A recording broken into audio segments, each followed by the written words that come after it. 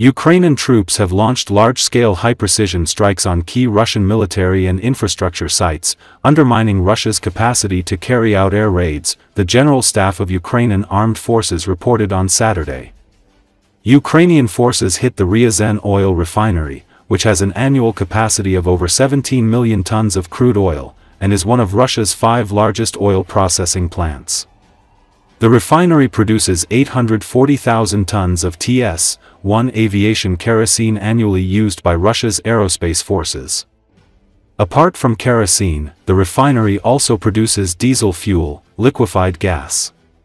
Regional channels reported more than a dozen blasts near the refinery. The attack triggered activation of local air defenses. In yet another attack, Ukrainian troops destroyed a Nebo-U radar system in Russian-annexed Crimea Peninsula, an important element of Russia's air surveillance network. Additionally, a Russian military train was struck near Tokmak in occupied Zaporizhia, and a concentration of Russian troops was targeted near Vovchansk in the occupied part of Kharkiv region. The extent of Russian losses is still being assessed. The General Staff emphasized that Ukraine's defense forces are continuing actions aimed at weakening Russia's military and economic capabilities and compelling Moscow to end its armed aggression. Earlier on Friday, Ukrainian drones also struck an oil terminal in Novorossiysk, a strike confirmed by Ukraine's General Staff. The attack on Novorossiysk temporarily halted 2% of global oil shipments. Ukrainian army has enhanced the frequency and intensity of long-range attacks on Russia's energy and military infrastructure in occupied parts of Ukraine as well as deep in Russia. Attacks are aimed at undermining the Kremlin's war efforts and cut its military funding. As a result of such attacks, over 20% of Russia's oil processing has been stopped. The front in Ukraine remains extremely active and volatile, with intense pressure on several key sectors. According to Ukrainian military reports, hundreds of combat engagements occurred on November 14. Russia launched massive missile and drone attacks on Ukraine early Friday, triggering fires and scattered debris across capital Kiev. 4 people were killed, at least 27 others were injured in the attack that involved 430 drones and 18 missiles across the country, head of Kiev's military administration reported. Zelenski described the assault as a specially calculated attack to cause as much harm as possible to people and civilians.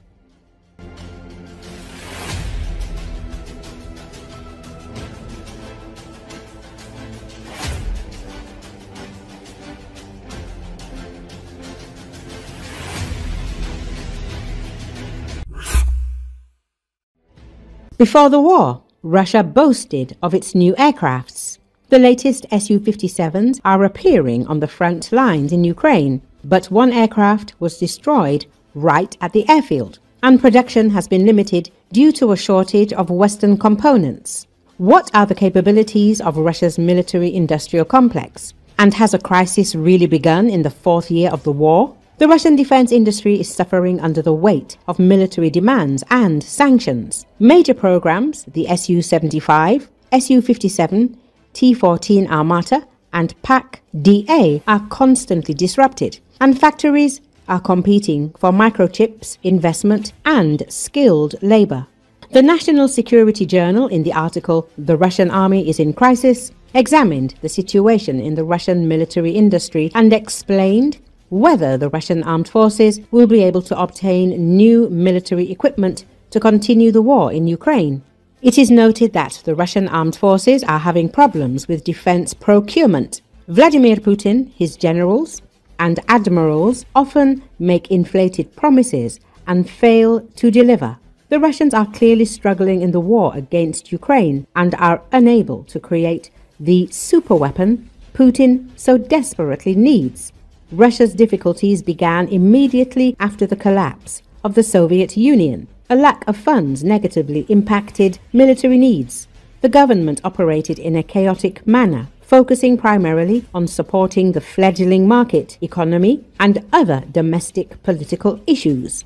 This led to the cancellation and delays of various aircraft and shipbuilding programs. It took years for the defense industry to recover.